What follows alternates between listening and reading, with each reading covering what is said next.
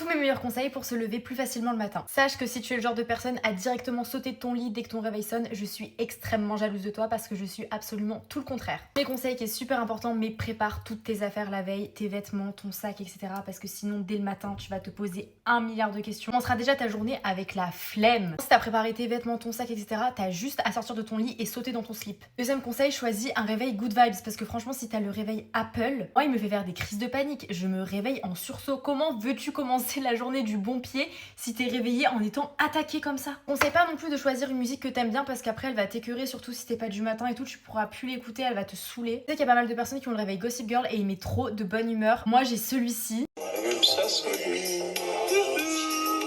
Anybody home? Big bad vampire out here.